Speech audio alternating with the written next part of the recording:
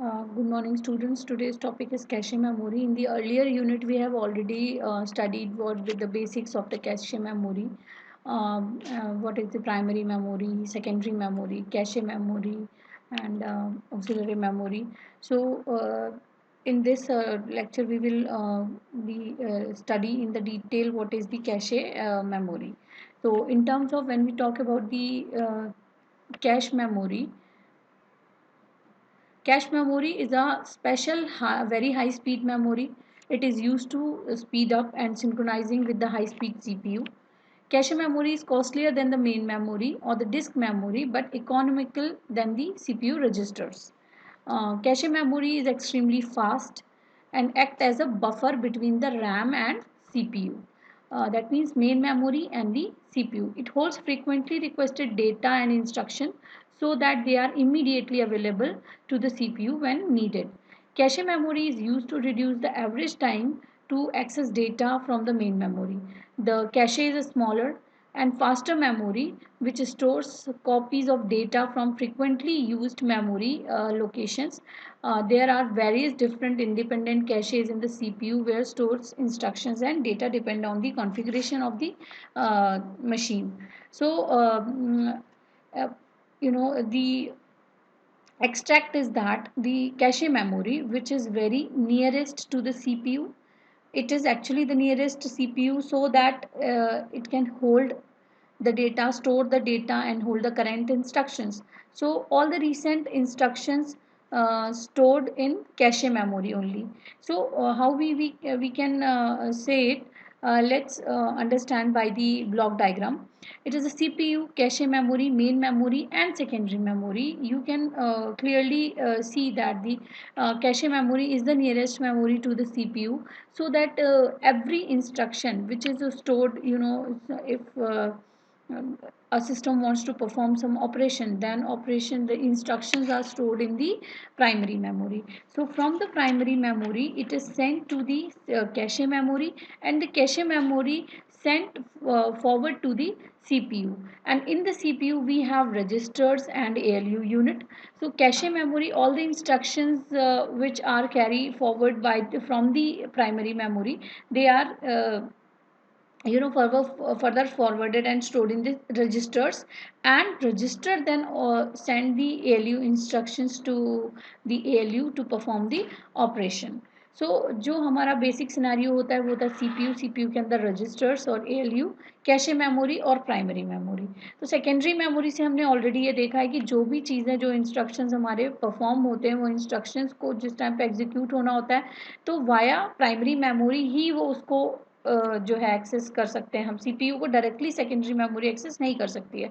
तो जो भी इंस्ट्रक्शंस होते हैं वो टेम्परली प्राइमरी मेमोरी में जाते हैं. तो अब प्राइमरी मेमोरी में जाने के बाद क्या होता है कि वो इंस्ट्रक्शंस जो हैं कैशे मेमोरी में सेंड किए जाते हैं और कैशे मेमोरी में वो स्टोर होते हैं, और कैशे मेमोरी से फिर फर्दर जो है वो उसको रजिस्टर में फॉरवर्ड करता है, और रजिस्टर से हम जो एएलयू ऑपरेशन इंस्ट्रक्शंस होते हैं वो हमारे एएलयू को दिए जाते हैं, जिससे हमारा फर्दर ऑपरेशंस परफॉर्म होते हैं. तो ये जो है वो बेसिक फ्लो होता है डेटा का. Instructions are taken from the main memory and stored in the cache memory and sent to the register. And cache is attached for storing input given by the user and which is necessary for the CPU to perform a task. And processor finds an address code data is, if the data is not available in the cache, referred as miss. इसको हम समझेंगे थोड़ा सा. सबसे पहले memory में देखते हैं कि मेमोरी कितने टाइप की होती है. सबसे पहले लेवल 1 में हमारे पास रजिस्टर है जो कि इनसाइड दी सीपीयू डायरेक्टली वहाँ पे स्टोर होता है. तो it is a type of memory which is a data stored and accepted that are immediately stored in the CPU. Most commonly used register is accumulator, program counter, address register. We have several more registers like buffer registers and uh, level 2 or cache memory. It is the fastest memory which has the faster access time where data is temporarily stored for faster access. तो जो current instructions होते हैं हमारे और जो to be executed they are needed, वो हमारे सारे कैशे मेमोरी में स्टोर होते हैं. लेवल 3 और main memory, it is a memory on which computer works currently. It is a small in size and one power of is power is off, data no longer stays in the memory. So for the storage of the memory we need secondary memory. It is an external memory which is not as fast as the main memory, but data stays permanently in this memory. We have studied already various type of the secondary memory. सो इसमें सबसे पहले level 2 cache memory और registers जो हैं, registers CPU के साथ directly attach होते हैं. कैशे मेमोरी हमारी नियरेस्ट होती है, जो कि सीपीयू से नियरेस्ट मेमोरी हम काउंट करते हैं. मेन मेमोरी हमारी जो होती है वो cache memory is actually the bridge between the main memory and the CPU. And फिर मेन मेमोरी के बाद जो है वो हमारी उससे अटैच सेकेंडरी मेमोरी होती है. नेक्स्ट आते हैं हम कैशे परफॉर्मेंस पे. When the processor needs to read or write a location in the main memory, it first checks for a corresponding entry in the cache. यानी प्रोसेसर जब भी कोई ऑपरेशन परफॉर्म करना चाहता है, चाहे वो रीड हो या राइट हो, तो वो क्या करता है, चेक करता है कि उसकी corresponding डेटा जो है that is available in the cache memory or not. If the processor find that memory location is in the cache, अगर उसको वो मिल जाती है, अगर जो जो डिज़ायर्ड डेटा है, if it is in the cache, it is called the cache hit. It is occurred and data is read from cache. If the processor does not find the memory location in the cache, a cache miss has occurred. For the cache miss, a cache allocates a new entry and copied it from the main memory. Then the request is fulfilled from the contents of the cache. इसका क्या मतलब है? इसका मतलब है कि अगर जब भी प्रोसेसर हमारी मेन मेमोरी से कुछ भी ऑपरेशन परफॉर्म करना चाहता है, तो वो चाहे रीड होते हैं या फिर राइट ऑपरेशंस होते हैं. अगर किसी रीड राइट ऑपरेशन को परफॉर्म करने के लिए वो इनिशिएट करता है, तो सबसे पहले वो चेक करता है कि कैशे मेमोरी में उसके करस्पॉन्डिंग डेटा अवेलेबल है या नहीं है. अगर उसको वो डिज़ायर्ड डेटा कैशे मेमोरी में मिल जाता है, उसको हम बोलते हैं कैशे हिट, यानी सक्सेस हो जाता है डेटा फाइंड करने में, तो वो कैशे हिट है. और अगर उसको वो डिज़ायर्ड डेटा वहाँ पर नहीं मिलता है, तो उसको हम बोल देते हैं कैशे मिस, यानी डेटा मिस हो गया. तो अब अगर कैशे मिस हो गया, डेटा मिस हो गया उस जगह पे, तो क्या करना पड़ता है हमको. कैशे मिस के केस में वो क्या करता है कि मेन जो डिज़ायर्ड डेटा होता है that is copied from the main memory to cache. वो क्या करता है, जो चीज़ें कैशे में नहीं थी उसको पहले मेन मेमोरी से लेता है और ले करके उसको कॉपी करता है कैशे में, और फिर उसके बाद वो फर्दर अपना ऑपरेशन परफॉर्म करता है. So the performance of the cache memory is frequently measured in the terms of quality called hit ratio. अब हिट रेशियो यानी एवरेज रेशियो हम कैसे निकालते हैं कि कितने हमारे क्या होते हैं, कितनी बार हिट होता है. तो हिट रेशियो में हम निकालते हैं hit oblique hit plus miss, यानी नंबर ऑफ हिट्स क्या है हमारा, कितनी बार जब सीपीयू ने अप्रोच किया तो वो उसे सक्सेस मिली, that is hit. Hit plus miss, total number of references, hit plus miss is called total number of references, यानी कि कितनी बार सीपीयू ने अप्रोच किया, उसे हिट कितने मिले और मिस कितने मिले, उसके टोटल काउंट्स. तो number of hits upon total axes, total references, इससे हम निकालते हैं hit ratio. We can improve cache performance by using higher cache block size, higher associativity, reduce miss rate and reduce miss penalty, and reduce the time of the time to hit the in the cache. Now the type of cache में हमारे पास दो type के cache होते हैं, primary cache and secondary cache. The primary cache is always located on the processor chip. This cache is small and its access time is comparable to that of processor register. Secondary cache is placed between the primary cache and the rest of the memory. It is referred to as the level 2 or L2 cache. Often the level 2 cache is also housed on the processor chip. यानी कि क्या समझ में आया हमको कि दोनों ही processor chip के ऊपर होते हैं जनरली. दी जो L1 कैशे होता है वो स्मॉल होता है, एक्सेस टाइम जो है वो comparable to the processor register उसका होता है. L2 जो होता है वो हमारा मेमोरी और primary cache, rest of the memory और प्राइमरी कैशे के बीच में प्लेस होता है, और इसे इसीलिए लेवल 2 बोलते हैं, और ये भी प्रोसेसर चिप के ऊपर ही होता है. नेक्स्ट हमारा टाइप ऑफ मैपिंग देखते हैं कि हम किस तरीके की कैशे में मैपिंग्स यूज़ करते हैं. इसमें है डायरेक्ट मैपिंग, एसोसिएटिव मैपिंग और set associative mapping. Cache mapping में जब हम डायरेक्ट मैपिंग की बात करते हैं, this is simple technique known as direct mapping. Maps each block of the main memory into only one possible cache line. right? Or indirect mapping. In direct mapping, assigned each memory block to a specific line in the cache.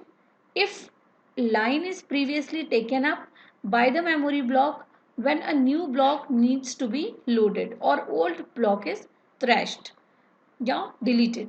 An address space is split into parts, index field and tag field. The cache is used to store the tag field, whereas the rest is stored in the main memory. Direct mapping performance is directly proportional to hit ratio. तो सबसे पहली क्या चीज़ है कि ये simple technique है direct mapping की, जिसमें कि each block of main memory into only one possible cache line, हर ब्लॉक के एक पॉसिबल कैशे लाइन होती है, राइट. और ये कह सकते हैं कि हर मेमोरी ब्लॉक के लिए स्पेसिफिक लाइन होती है कैशे की.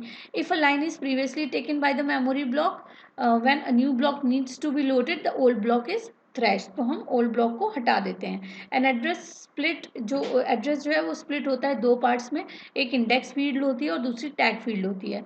The cache is use to store the tag field, where as जो rest is stored in the main memory. Direct mapping का परफॉर्मेंस जो रेशियो होता है that is directly proportional to the hit ratio.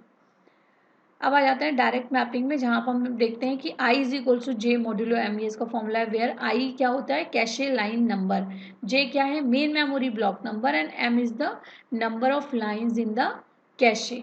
यहाँ पे हमको clearly दिख रहा है मेन मेमोरी में क्या है टैग और वर्ड ऑफसेट, कैशे मेमोरी में tag line offset word offset.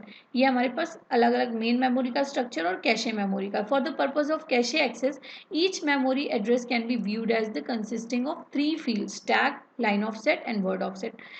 The least significant W bit identifies a unique word or byte within the block of the main memory.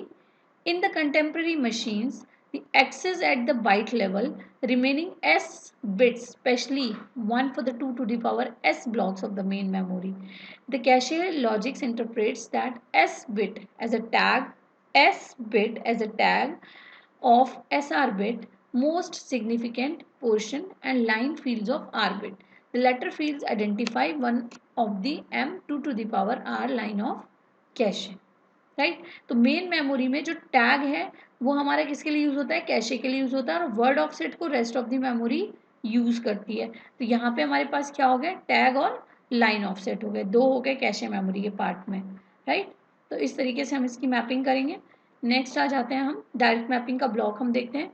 Main memory, cache control logic, CPU और block frame है, जिसमें हमारा data किस तरीके से store हुआ, set 0, set ए, set minus, जहाँ तक हमारा अरे जा रहा है. ये क्या है cache control logic, CPU, main memory. तो ये कैशे का जो हमारा कैशे कंट्रोल लॉजिक है, इसको डिटेल में इन्होंने ब्लॉक फ्रेम में बनाया हुआ है, जिसको हम ऐसे समझ सकते हैं कि कैशे में डेटा स्टोर कैसे होता है एक अरे टाइप के फ्रेम में, राइट. नेक्स्ट आ जाते हैं हम एसोसिएटिव मैपिंग में. एसोसिएटिव मैपिंग में यहाँ पर हम देखते हैं कि डेटा जो है किस तरीके से दिख रहा है. वहाँ पे हमने अरे साइज में देखा था, यहाँ पे हमें ब्लॉक फ्रेम्स दिख रहे हैं कैशे कंट्रोल लॉजिक से. In this type of mapping the associative memory is use to store content and the address of the memory word. Any block can go into any line of cache. This means that the word ID bits are used to identify which word is in block is needed, but the tag becomes all of the remaining bits. This enables the placement of any word at any place in the cache memory. It is considered to be fastest and the most flexible mapping form. इसमें जो associative mapping है इसमें change क्या है. Associative mapping जो है वो memory word में स्टोर कर रहा है, store content and address of the memory word. Any block can go in the any line of cache, right. ये रैंडम मैपिंग करता है. This means that the word ID bits are used to identify which word is block is needed, but the tag become all of the remaining bits, right. ये क्या करता है किसी भी जगह placement of any word to any place in the cache memory, और ये fastest होता है और ये फ्लेक्सिबल फॉर्म हम इसको एज्यूम करते हैं. नेक्स्ट थर्ड टाइप जो है हमारा सेट एसोसिएटिव मैपिंग है.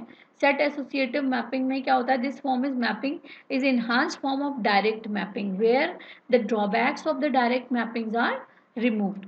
Set associative mapping addresses the problem of possible thrashing in the direct mapping method. It does not this by saying it, instead of having exactly one line that block can map into the cache, we will group a few lines together creating a set. Then a block memory can map to any one of these lines on the specific set. Set associative mapping allows each word that is present in the cache can have two or more words in the main memory and same index address.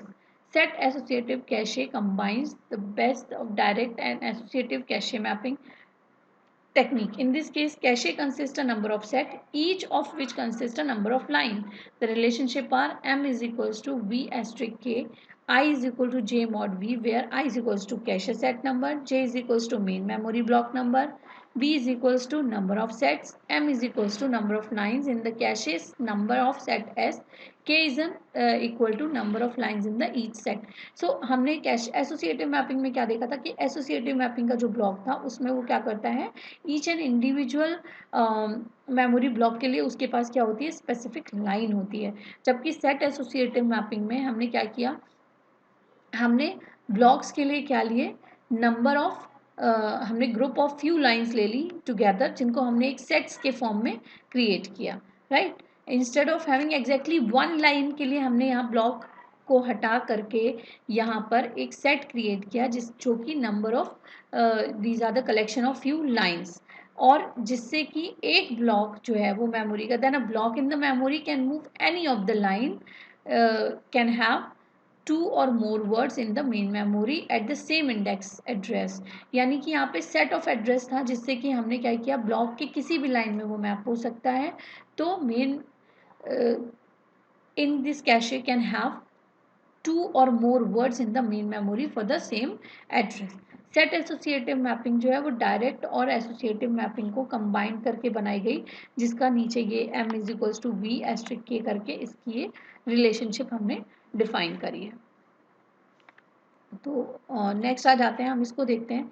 अब यहाँ पे जब हमने set associative mapping देखी थी तो हमने उसके ब्लॉक डायग्राम में ये देखा था कि जब मेन मेमोरी से टैग और ऑफसेट हमारे दो जो है वे कैशे यूज़ करता है, तो यहाँ पर हमारे पास एक एरे जैसा आ रहा था. अब एरे की बजाय यहाँ पर क्या हुआ, ये एक सेपरेट, इन्होंने इस तरीके से कह सकते हैं कि जैसे n बाई m की मैट्रिक्स क्रिएट होती है उस तरीके से आ गया कि पहले हमारे पास सिर्फ एक ही सीक्वेंस था और अब हमारे पास वर्टिकल हॉरिजॉन्टल दोनों सीक्वेंस है.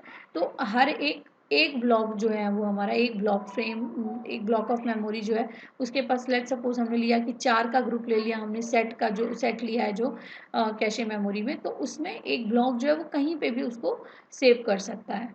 तो इसलिए मोर देन वन एड्रेसेस के जो मेमोरी ब्लॉक्स हैं उनके हमारे पास सेम एड्रेसेस जनरेट हो सकते हैं. तो ये 3 टाइप की हमारे पास मैपिंग थी.